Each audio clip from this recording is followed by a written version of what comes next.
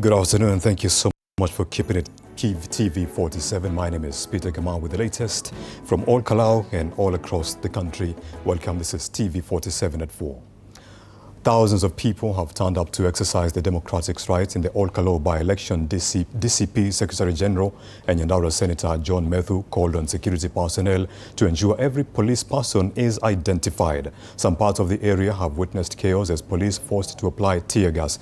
Deputy Party Leader Cleophas Malala has exuded confidence that the party will clinch the parliamentary position. Malala urged their supporters to turn up in large numbers to vote for their candidate. DCP candidate Douglas Oweru casted his vote at AC Primary School polling station in All Kalou Town. Jubilee Party candidate Engineer Wilson Kigwa cast his vote at Kandutura Comprehensive School and expressed satisfaction with the peaceful voting process. He noted that some elderly voters experienced challenges after the KIMS kit failed to recognize their fingerprints, causing delays during voter identification.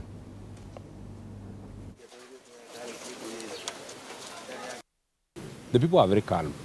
Ask the chairman of our county security team, Kwana Jaldesa. The onus is on you. The people are calm. Everybody is calm. The electoral officials are calm. The police officers in uniform are calm. The only thing is that you give us an assurance that there will not be hooded policemen here. Every policeman will be identifiable. Very, very happy at the speed at which the IBC is working. I had the privilege in the morning to visit several of the polling stations or polling centers. The turnout is very wonderful. The people have come out in numbers, and the officers that are there are doing quite a commendable job. Just a few hitches here and there that are common. Like in the morning, some of our agents were asked to provide copies of the ID, which is not a requirement. There's still time. And the exercise is fine. I have gone to several polling stations in the morning and everything is running smoothly. The only few challenges with the elderly and the people who work either in the quarry or those who are maybe use their hands a lot in their jobs. They are finding challenges to be identified through the fingerprints. That is one of the major challenges. But I have seen, in particular in Moiri, the IBC is having an alternative way of identifying them, and they are signing a form which is enabling to do their constitutional mandate to vote.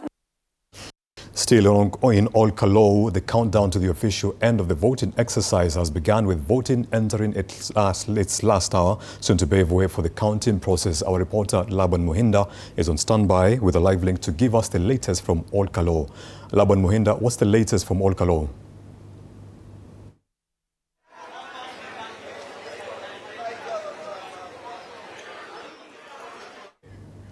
Laban Muhinda, if you can hear me.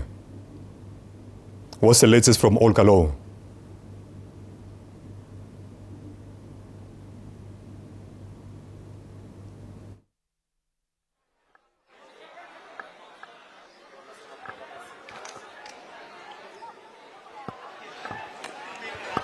Thank you very much. I'm coming to you live from All Kalou Comprehensive School, na ukiniruhusu tu nitumie lugha ya Kiswahili na kujia kwa mbashara nikiwa katika kituo cha All Kalou Comprehensive School, ambapo katika kituo hiki kwa chini ya lisaa moja iliyopita kumeshuhudiwa vurugu. Tumeona wale watu wanaodaiwa kuwa wahuni ambao wamekuja na magari mahali hapa na wameweza kufyatua risasi, wameweza kufyatua pia zile vitoa machozi kwa wananchi ambao walikuwa wameweza kufunga lango kuu la kuingia katika kituo hiki, wakisema kuwa hakuna gari lolote litakaloweza kuruhusiwa kuingia ndani ya kituo hiki, wakisema kuwa iwapo gari litaruhusiwa kuingia, hiyo itakuwa njama au njia mojawapo ya kuhakikisha kuwa kura zimeweza kuibiwa. Hivyo wamesema kuwa wao kama wananchi wataketi hapa, watapiga kambi hapa mpaka wakati ambapo upigaji kura utakavyokamilishwa. Na katika harakati hizo tuliona kuwa baadhi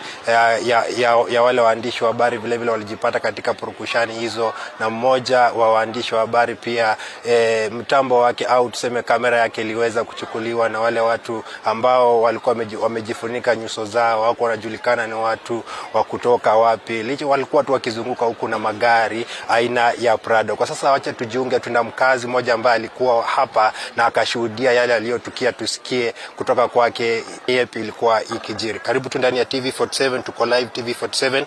Ukianza kwa majina, tueleze ni nini ilitokea hapa, na wewe kama mkazi unahisi vipi kuhusiana na yale mambo ambayo yalitokea hapa? Yangu yale ningeweza sema uchaguzi kuanzia mwanzo saa 12 ulipoanza, watu waliendelea utaratibu, na uchaguzi wa leo ulikuwa na tofauti, kwa maana vile tunachaguana kwa haraka haraka, ya leo wanaendelea kwa makini, manake hawataki kuona mahali kuko na shida. Lakini dakika ya mwisho kuko na vikundi ambao vinajiumba hapo kando kando, na inaonekana inatumia simu. Wale vikundi ndio naanza kuleta farakano, kuonekane kuko na watu napigana, na sasa hayo yote ikaharibu uendeshaji wa uchaguzi tulikuwa tunaendelea naye. Tulikuwa hata tumesifu sana, kwa sababu uchaguzi ambao tumeshafanya kama mimi mara 5 tangu nizaliwe, hatujawahi kuona uchaguzi ulikuwa na amani kama huu. Lakini sasa inaonekana kuko na watu ambao na wapea wale, ninasikia mkiwaitaga goons, wanapewa pesa, wanalete furugu, inafanyika kama wanapigana. Sasa ile wanapigana, watu naanza kukimbia, wale wako ndani wanapiga kura, wanakaa kwa uoga. Sasa tukaonelea hii ni kitu ya kuletwa, na inaonekana kwa sababu dume hapa ni dume 10 kulingana na vile karatasi nimeona pale. Kuko na ile moja iko na nguvu sana, ambao ndio napanga hii mpangilio. Sasa kile kitu tungeomba ya kwamba ni serikali yetu itulinde. Leo mkiangalia hata watoto wetu ambao tuko nao, kesho hatuna viongozi, wamekaa kimaskini. Na sasa wakati tunapigania ndio haki ikuje, ndio hata ile watoto wapate kazi, furugu inaanza, na pesa ndio inatumika, hata ikawa sio leo. Kuko na hii simu mnaona tunapiga hapa. Zamani wakati hakuna, tulikuwa naendeleanga pole pole. Hiyo simu mtu akitaka kuitana uumiswe, ni dakika moja tu unaumiswa. Sasa kwa hayo yale tungesema ni ya kwamba kiongozi wetu ambao tuko naye angalie hii maneno, manake ni mbaya kama anaturisha tena, wengine na kufa, wengine napata njaa, mambo kama hiyo. Mzee, ukianza kwa majina, kwa kifupi tu tueleze matukio ambayo yametukia hapa hivi, ungependa kusema aje kuhusiana na matukio haya? Asante sana TV47. Kwa majina naitwa Jackson Bow wa Joroge. Mimi ni mkaaji wa hapa tauni hii. In fact nimekaa hapa zaidi ya miaka 30, na mambo kama haya yametokea leo sijawahi kuiona tena, na tumechaguana hapa mara mingi. Uchaguzi wa leo inaonekana ni kama vile mzee rafiki yangu amesema, ni kama kuna vikundi ambazo zimekuwa well arranged, planned, na wanakuja wana execute, ndivyo waweke watu uoga, watoroke, pengine wafanye mambo yao, lakini hiyo sina uhakika. Lakini kuna mambo ambayo yenyewe imetokea. Kile ningeomba kwa serikali, kwa sababu serikali ndio wenye crown, na tuna rais wetu ambaye tunampenda, rais William Samoei Ruto, and he is the commander in chief, commander ya majeshi. Hata maguns bado yeye ni commander, because ndiye yuko juu kabisa. Adil na hawa watu washikwe, hii mambo ya uoga na nchi iendelee kwa amani. Asante sana. Asante. Na kama vile ambavyo umesikia, hayo ni maoni ya baadhi ya wazee ambao ni wenyeji kutoka mji huu wa Kalou, wakitaka serikali kuhakikisha kuwa imeweza kukabiliana na vikundi hivi vya wahuni ili kuleta usalama humu nchini. Kutoka kwangu mie Laban Muhinda nikiwa katika shule ya upili ya Kalou Comprehensive, sina la kuongeza la kuregesha usukani kwako studio. Many thanks for joining us for that live link and keeping us to speed with the latest from Kalou. Now, elsewhere, the Kenya Pipeline Company has launched a 3-day public awareness campaign in Kisumu aimed at strengthening community engagement and enhancing the safety of its pipeline infrastructure. The initiative, being conducted in partnership with TV47 and Radio 47, seeks to educate residents on the importance of protecting critical energy installations and reporting activities that could endanger the pipeline network. We now link up with my colleague Fred Arocho in Kisumu with the latest. Fred Arocho. We are here in Kisumu, Kibos to be precise, where we are starting a 3-day road show where we are going to sensitize the residents of Kisumu what safety is all about in terms of the pipeline. Now, I'm being joined by officials from the company who are going to introduce themselves and tell us more about the roadshow and, of course, give us details about the safety measures that we are spreading today. Welcome to TV47. Yeah, thank you. Now, give us your name and tell us exactly why we're here and the security concerns that we are addressing. Yeah, I'm Engineer Charles Sambu. I'm the terminal manager at Kisumu Depot. Here we are here because of safety matters, because here we are transporting petroleum products which are highly flammable, and as we transport product from Mombasa to Kisumu destination, just before you get to the Kisumu depot, you have to go through the right of way or way leave, or rather way leave. And when you are doing that, we must take care of safety, because this is highly flammable and it can cause life, or can cause property, or we can even cause fires and environment. Before I move to Mr. Stanley Manduku on the other side, now you as the head of the Kisumu establishment, tell us more about what you receive in a day, for example, and the capacity that you're having here in Kisumu.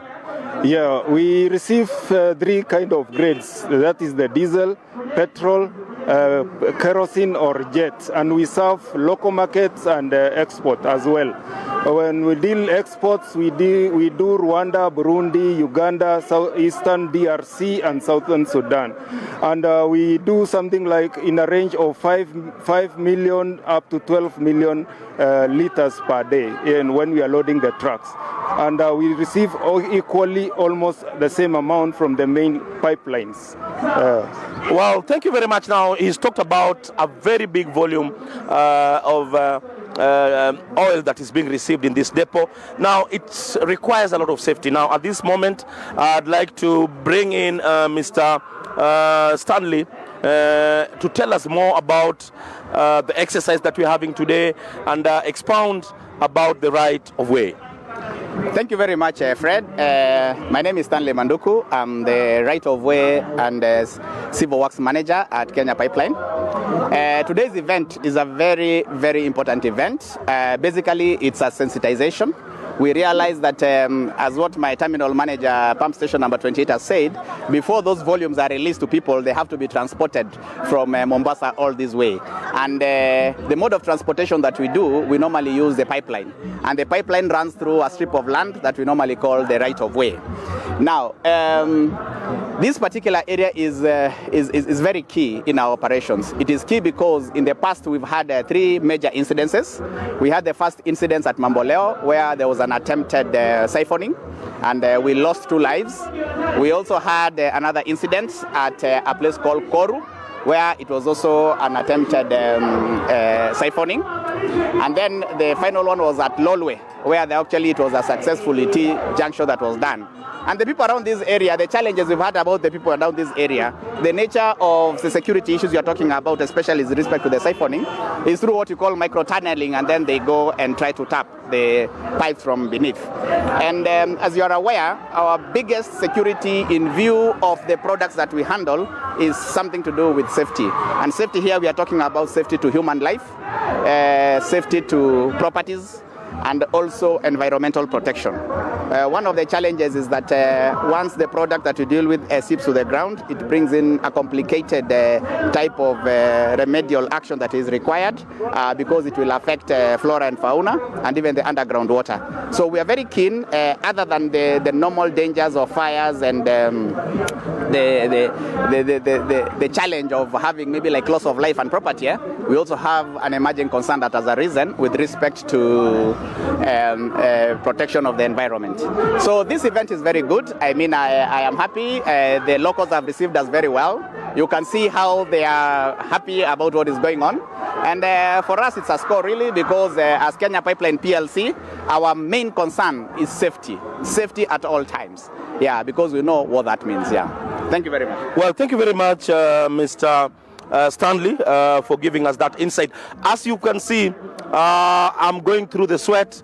It's basically we are doing what security requires from us to make sure that we tell the residents of Kisumu more about the dangers of getting exposed within the right of way.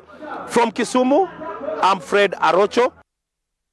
Many thanks for that update. We'll continue following that inspiring community initiative.